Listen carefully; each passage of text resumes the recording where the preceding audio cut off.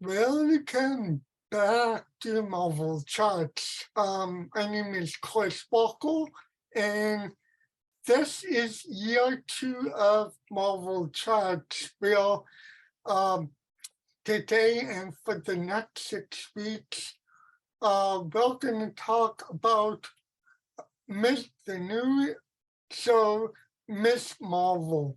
Um, quick side note, I was going to do it on the premiere on the first Marvel show of the year on Disney Plus, which was Moon Knight.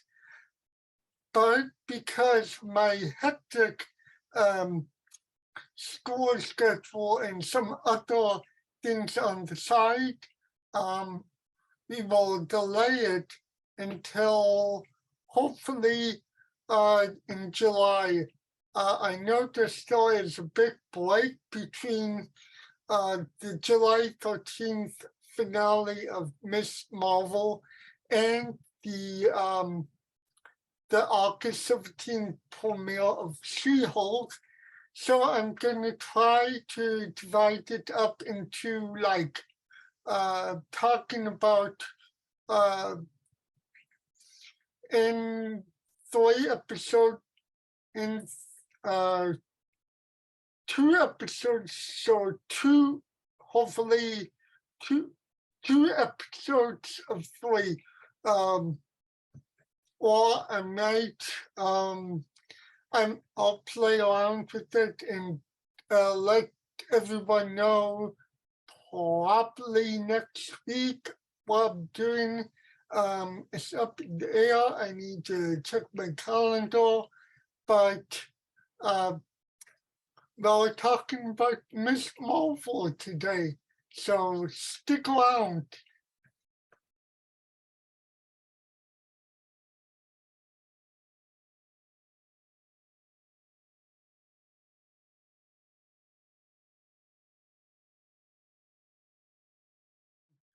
Miss Marvel, Yeah, I really liked how it all started with uh the origin take on it, and yeah, it was really fun. It was really creative. It was dynamic, and I can't wait to see where the story goes from here. I'm done. No, uh, yeah, I feel the same way because I'm going blind with this story. I've heard of Miss Marvel before, and just like the generic background story, but beyond that, that's it. So I'm going in blind watching this series. So I kind of have an idea what Miss Girl to Captain Marvel, yeah. and she's like a teen in high school, and she gets this family heirloom, and she gets get these powers, and lo and behold, boom, superhero. But beyond that, that's all I know from it. But I was going in blind watching this, but I've seen the previews before. I'm thinking this looks really cool. I want to check it out. Yeah, and yeah, I wrote my notes on it, and one of the questions was, um, she got the family heirloom from Nani, and she uses that to go to AdventureCon. And I mean, I caught it right away. I asked myself the question after watching it the first time, so I put it down like the second time when I was making notes. I'm like, was Nani part of like the Space Corps for the Space Corps? Um, Yeah, it leaves a question with that yeah, question unanswered, but I feel like we'll know that answer as the story develops and as the episode continues on. I feel like they're going to shine a light on that. yeah, because this is all gonna lead into the next. Uh, when I was making my like intro to this, which I might use later on as an end, I commented that this is going to lead segue into the next Captain Marvel movie. Yeah, I heard the same thing as well. Yeah, so Uh, yeah, but I'm like, when I heard that, I'm like crossing my fingers because I hope Brie Larson makes an appearance in one of the post credits. Yeah, I'm thinking the same thing too. Because like they're referencing great characters from the MCU. At the same time, I'm hoping they show like an appearance from Brie Larson as Captain Marvel in this series. Because they already dropped a lot of references about her and her story and everything and other characters. But like I'm hoping for like a little cameo scene at the end of the credits of the episode or even inside the episode. Yeah, I'm hoping for like probably later, like episode 5 or the series Yeah, finale. that Um, makes sense in my head too. I don't think they would like do that cameo within the like second episode or third episode. I'll probably like you're right, probably like towards the end or even on the finale. yeah, so yeah, and I even got that in beginning where it establishes her as like a super Captain Marvel fan. And Yeah, I was reading an article before doing the say like dropped a huge like Easter eggs galore throughout the episode. oh yeah, I wrote notes out on this when I was watching the second episode, and on that I even wrote like references of like Easter eggs as well. And like one was with her YouTube page, the Sloth Baby Productions. I noticed a thing on Carol Danvers. One video that she did was video the real Carol Danvers story. Excuse me. And the second one, Ant-Man and the Wasp, romantic vacation in Paris. I thought that was kind of cute. And Yeah, like those are like subtle references. I'm kind of curious about this Paris trip. I'm hoping they would like to play a reference to that in the next Ant-Man movie. yeah, so let's see. Yeah, and I liked all the fantasizing, the artwork display that was kind of moving around, the animation sequences, which I know I was in Arthur King's class, but the animation sequences were really, really dynamic. Very dynamic and creative. This is like a fresh take on a superhero for the MCU. And I took the same class too with Arthur King and with intro to digital animation. But like looking at the animation, blending with the characters and the scene, they did a really cool, creative, fresh take on it. Seeing Yeah, like an animated version of Carol Danvers flying past outside as Kamala is looking up to the car, seeing her fly past, and seeing yeah, the animations going like different directions and angles. I thought that was really cool. I felt like they took their time on the editing on this first episode. yeah, yeah, they took their time. I also, yeah, in beginning, I noticed great like editing techniques in the principal's office, where like it ends up they mask the two faces together and they show her like daydreaming and all that. So it was really incredible. Very incredible, very subtle when she goes in her fantasy world in her head Yeah, and coming back into reality. We seems like, oh, she's in her mind in her own little fantasy, and we see her coming out of it. And then yeah, seeing those video transitions going from like back to between the two worlds was very subtle and clearly identify what it is on screen. yeah, Not and like saying like, oh, that's a transition from her world to the real world. yeah, and yeah. If I had to compare or put like an MCU like movie spin on it, I wrote in my notes that this kind of reminds me of the Spider-Man movies in the MCU, where it's like follows like the teenage Peter Parker around. Um, yeah, yeah, Very much. You hit it on the nose on that, Chris. I felt like I was watching that too with the first introduction, showing like all the references from Endgame and all that, and her story, like how her story ties in. They did a really good job on that. Very Yeah. simplified. It didn't. There was some thinking involved, and it was more visual than like, oh, here's the story, here's the exposition, here's the explanation. They just not like shared it, but they also showed it with the animation.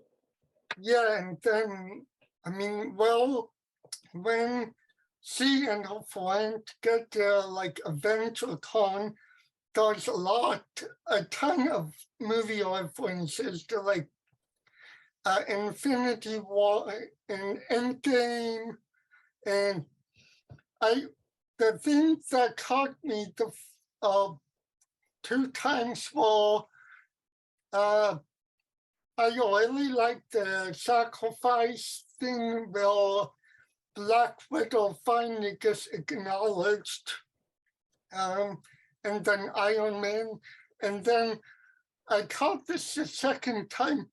There was an America's ass joke. Yeah, I noticed that. Like, and I did too read what I said the first time, but the second time I was close to my screen and it's like, you're welcome, America. So, yeah, I mean, I kind of giggled at that. And I really liked when they entered, they played Star Spangled Man. And I'm like, oh, that was a beautiful enter. That was a good way to enter because Captain America, if you're looking at the timeline, is like one of the first two Marvel movies in the MCU universe. And Say that again. You freezed out on me. oh, I kind of like the fact that they did the Star Spangled Man song, or they played it upon their entrance. Oh yeah, into the Avenger Con. Yeah, Yeah, I thought that was really cool to have. I felt like my mind was going back a little bit of Captain America. Yeah, and They yeah, really transitioned that well in with the music score. yeah, and also yeah, I like the the musical score to it. It kind of reminded me a little of Black Panther, where the composer kind of like put some of the like hip hop and African music in the score. This does like Bollywood and combines it with the superhero flair to kind of really point it out. And yeah, like the fact that they brought the like the Pakistani culture into the series. Black Panther, Captain America, a little like you said, little Bollywood. It was a really good mix in the score. Mhm. When it like needed like fade in and fade it out. All right, so yeah, I said how liked how they did the text responses, well, it's like neon signs, neon, I mean the streets, the building, well, like she texts back and forth to Bruno. So yeah, Really cool. yeah, They really did a really cool job on that with the cinematography. Oh my god. yeah, the cinematography was really good. Yeah, sorry, I'm talking lightly than I usually do. You're freezing up constantly. Yeah, same on my end as well. Oh well, that's Zoom, right? Yeah, it'll be fixed with another update. Yeah, So and where were you at when you like bumped out? I'm trying. We were talking about the cinematography. Oh, that's right. I did respond that I like the cinematography aspect of it. Um, Yeah, the colors of it was like really cool. It seemed like for this being the first episode, they really took their time on the look of the film and the direction where they wanted to go. at the same time, it's like, I want this shot to be here. I want this shot to be a low angle, high angle shot, or the neon lights. This is or the kind of lights we want to have in the scene. Seemed like the Meads on scene that really took their time with the lights and the shadows when it comes to like nighttime look. Not just nighttime, but also daytime. But like I like the look of the nighttime as well. That made it look really cool, like a little bit poppy. Yeah, I mean this. Yeah, this is probably the best and most vibrant that I've seen of the Marvel series so far on Disney Plus. Yeah, and I also like when she's getting ready for AdventureCon, how like it plays in her head and what actually happens. Um, yeah, and then I wrote 11 p.m. way later than her 9:22 bedtime that she wanted to be back by. Yeah, I thought that was like really cool. Almost like it was like a heist type scene movie, but not really like a heist, but like she like played it out so well in her head. 9:22 bedtime, 5:30 dinner with parents. She like planned it out so well in her head, thinking like this could happen, this will happen, kind of thing in her head. But things didn't go as planned as she hoped it would. Yeah, you're right. I forgot about that. That But chalkboard when she was showing Bruno her plan. yeah, I thought that was really like cool and creative. yeah, and I wrote in there on her thing, she forgot her bike, and her friend's like, in Jersey City, it's probably a 0.0001% chance of getting it back. So, Yeah, yeah, I thought that was like fun. It's like, yeah, you're going to get like a 0.1% chance of getting that bike back. yeah, and I mean, yeah, I like the writing on this, and the thing that got me was the conversation on the rooftop between her and Bruno. Um, it, and that leads me to like one of the best quotes in the. I tried to get it off Internet Movie Database, but they didn't have quotes yet for this episode, which don't ask me. Yeah, Gotcha. but I wrote it's not. Well, she talks with him. Um, one of the quotes, but it's it's not almost like it's not the brown girls who saved the world. Um, and this ties back into like Marvel lore, and but yeah, now you're seeing like Black Panther and yep, other people of color shine in the Marvel universe. Yeah, they brought that to a whole new level with that line of dialogue. And you're right, they took their time on the writing on this, even not just for the script, but like the descriptions for the writing too. They Yeah, and, really took their time on the dialogue for what character, what to say, and when to say it, yeah, and when it chimes in.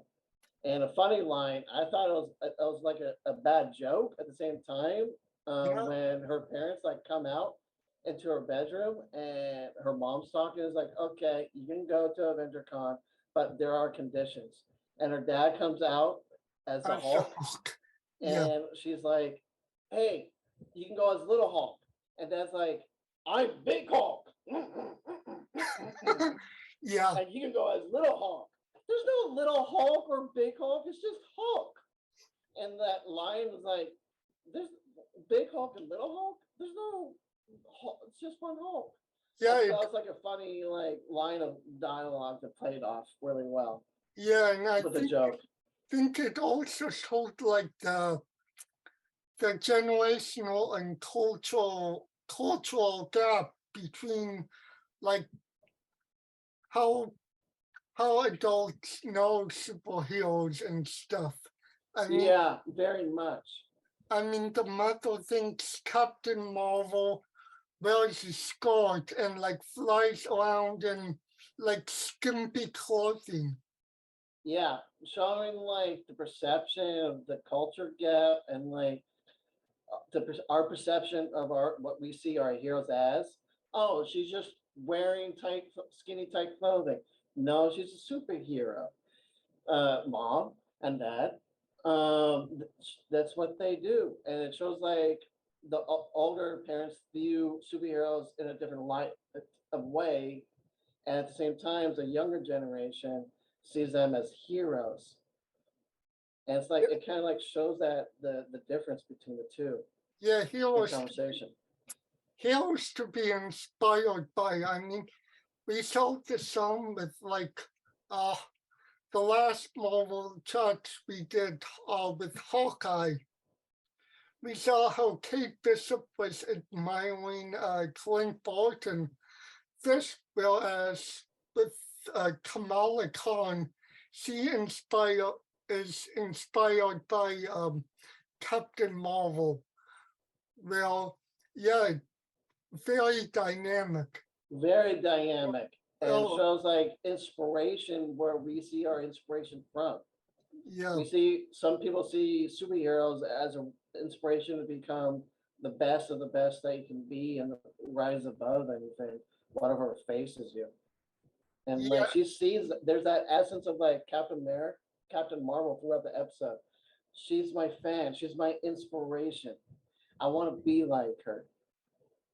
And yeah, it has that spirit, that essence throughout the episode. And I feel like they're going to like that it's going to carry on throughout the whole episodes.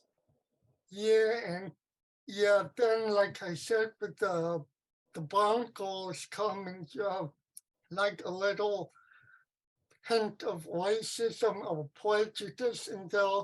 Like, oh, I, I, I do admire the heroes, but my mom wants me to be down in the later world, and this is kind of not for me. I mean, all of the heroes I admire are white.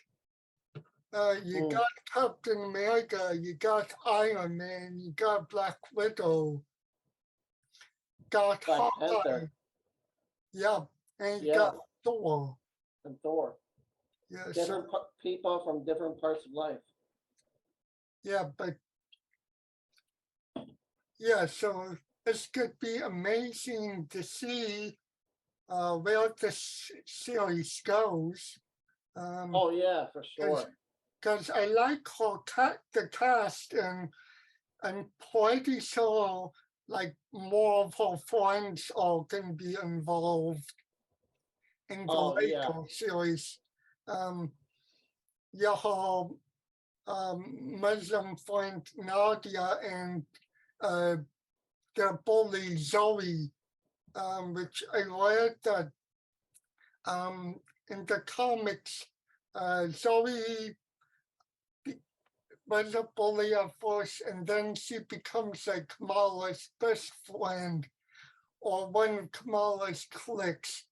So I don't know if the same thing is going to happen in the series or not because they left kind of that theory opened at the end of the pilot episode where she kind of saves Zoe from the swinging hammer, yeah. I saw that too. the incident that she caused. But I mean, Zoe doesn't know it's her in the costume. No, she just sees someone wearing a Captain Marvel costume.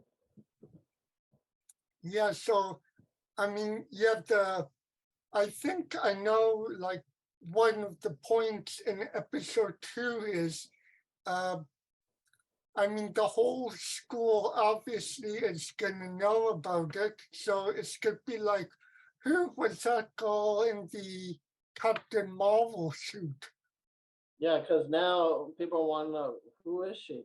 She has superpowers now. She Yeah, can wield energy in a way and like create things, even stretch out her hand in a way like Mr. Fantastic, but like through energy. ways. Yeah, and then we saw those people in the post-credit scene. That's like what once you know and go like bueno in. We need to question her. Yeah, so yeah, you've got the school wanting to know on one side, and then you've got like almost like the I'm gonna say CeeLo people on the other end of the spectrum. Um, Yeah, those two people at the end of the extra credit scene were from Spider-Man No Way Home. oh, I assume you saw the film already, right? nah. Yeah, so I thought that would like share that little tidbit with you. So that's where those two people were from.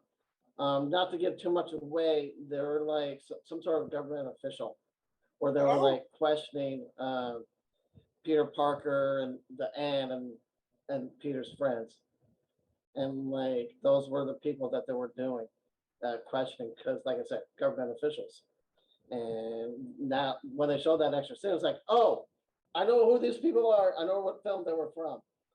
And like when I saw that, I was like, okay, we are going to see them again yeah, later in the series. yeah, I read up, so yeah, so I'm yeah trying to catch up on my movie scene. So yeah, right on them. Obviously, we are going to see more of them around. Um, and yeah, I'm really interested in seeing how this goes, how this progresses. And plays out. Yeah. Yeah, because there are a lot of yeah questions, and I really liked her ending like cosmic line. Well, it's, yeah, her hand glows at the end, so she's really interested to know more about her powers. Yeah, and like about the little bracelet as well. Yeah, yeah, Where but did the bracelet really come from? We know it's a family heirloom, but like, where did the source of the power come from? yeah, Who made the bracelet? How yeah, was the powers were imbued into the bracelet? A lot of questions to be answered in this one. mhm, yeah, lots of questions. So, yeah, so that was the end of what I got for episode 1. So, yeah, and I'm gonna mention at the end that Generation Y is gonna be like one of the 2-hour uh 3-part series of Miss Marvel movies in Pakistan. So yeah, so yeah, it's gonna be really surprising to know where this goes from here. Oh yeah, even with the action sequences too. Like I saw those scenes too in Pakistan in the trailer as well. I'm kind of curious, like when do we see her in Pakistan later in the series? Is it going to be like the second episode, third episode, fourth episode? Which one? But like they leave good questions for the first for being the first pilot episode. I felt like this was like the exhibition of like the intro to the series. Yep. Yeah, Lots so of exciting stuff. yeah, lots of exciting stuff. Okay, I'm gonna end it a little early because when I upgraded the Zoom, it now finally shows me the timer, and it's like your 3 meetings can end in 10 minutes, and Yeah, I see that timer, too right now. your timer's on screen, and I'm like, oh, perfect. Yeah, Well, that's Chris, this was great. Thank you.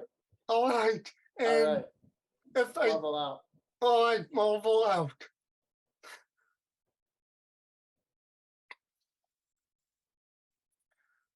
what I'm gonna try and on doing is um, I'm gonna load all my stuff onto YouTube, but I will make this available for uh, I'm gonna edit this on Saturday while I'm recording, uh, and I will try to post this on YouTube like every Sunday after the talk. So this one will go up tomorrow, June 12th.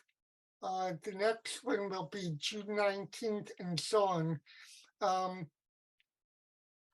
And then I will do the same thing with Moon Knight and She-Hulk, as well as the two specials that'll be bookmarked to the end of year two. I can't believe we're on Marvel year two already. But also, like I mentioned with Ryan,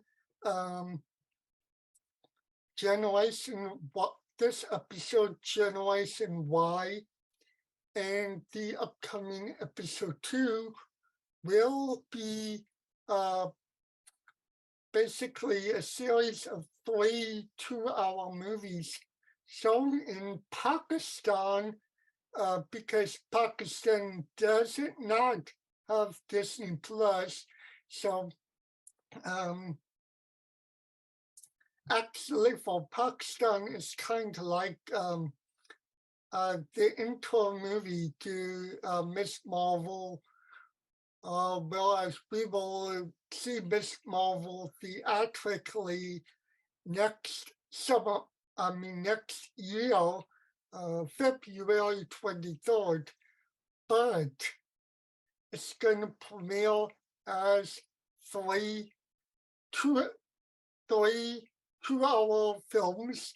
So the first film block consisting of Generation Y and Friday and Wednesday's episode 2 will premiere in theaters over there from June 17th to June 23rd. Episodes 3 and 4 will be July 1st through July 7th. And then the final 2 episodes of the series will premiere in theaters from July 15th to July 31st. Kind of like the first Pakistani superhero, much like Israel was championing about how Gal Gadot was Wonder Woman. So that's gonna do it for the Marvel Chats today. I'm Chris Walker, and Marvel out.